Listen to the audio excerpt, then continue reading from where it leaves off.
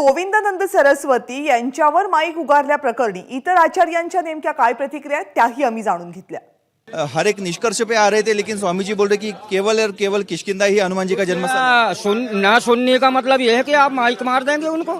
कोई भी अगर बोल रहा है तो नहीं बोल रहा है तो माइक मारेंगे, ये गलत है भाई। उसको बोलने के लिए ये आया, उसके लिए आप बोलिए, निवेदन करिए कि आप बोले, प्रमाण दीजिए, लेकिन ये नहीं कर सकते कि आप माइक मार दें, ये गलत है, ये आपके धर्म में नहीं लिखा है। आपकी क्या राय है, जिन्होंने माइक उठाया, जिन्होंने कांग्रेस की शब्द उपस्थित किया, उन्होंने माफी मांगनी चाहिए, आपकी क्या मांग है? बिल्कुल बिल्कुल, जगत गुरु शंकराचार्य जी से, वो सभी के जगत गुरु शंकराचार्य, उनसे माफी मांगना चाहिए, ये बिल्कुल जरूरी है। वादामध्ये पोलिसांनी मध्यस्थी करत संपूर्ण प्रकरण शांत केलं।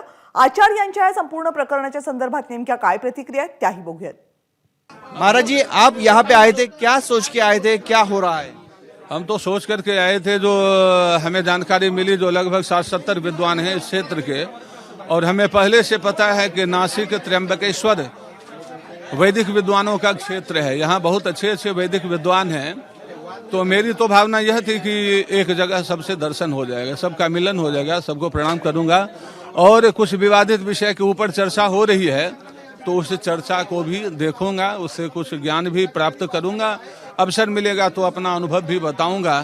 परंतु यहाँ जो विद्वत गोष्ठी हुई, तो हम लोगों ने जीवन में ऐसी विद्वत गोष्ठी नहीं देखी है, जो विद्वानों की चर्चा चलते चलते, शास्त्र की बात चलते चलते, आप पुराण वाल्मीकि रामायण उल्टाते उल्टाते हाथ भी चला दें और कान पकड़ के भगा भी दें। ये चर्चा अच्छी नहीं लगी।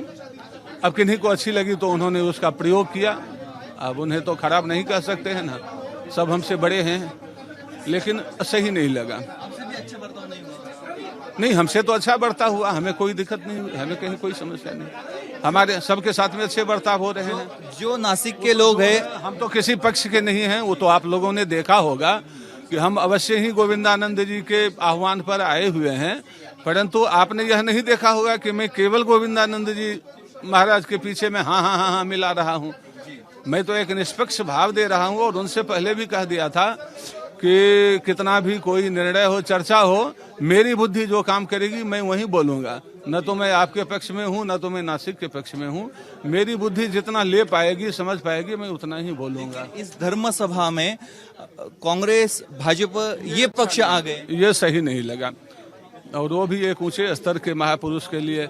और वो प्रत्यक्ष उनके स्वामी गोविंदानंद जी उनके प्रत्यक्ष शिष्य हैं, बता भी रहे हैं। तो सामने सामने कोई माता पिता गुरु का अपमान करे तो आपको अच्छा लगेगा?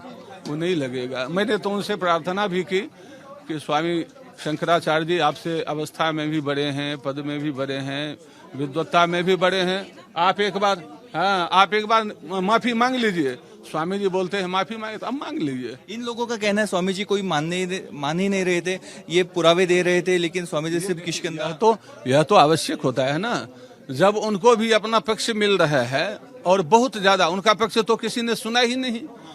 वो थोड़े इंट्रोडक्शन में ही 45 मिनट पहले ले लिए, वो भी नहीं चाहिए था, 5 मिनट से ज्यादा नहीं चाहिए था, तो प्रारंभ में ही पूरा का पूरा समय लिए। तो यह है, उद्गार होता है कि आपके बीच में आए हैं तो क्या बोलना है, एक बार बोल दें तो फिर आप भी चर्चा करें। तो यहाँ के 5-6 विद्वानों से तो सुना गया, परंतु उनका पक्ष नहीं देखा गया। जब पक्ष देखने की बात आई तो हाथ उठ गया, ये हाँ बोल नहीं पाए, वो ये सही नहीं रहा। यांचं म्हणणं आहे गोविंदानंद स्वामी सरस्वती यांना त्यांचा पक्ष मांडू दिला नाही आणि त्यामुळे हा वाद झाला।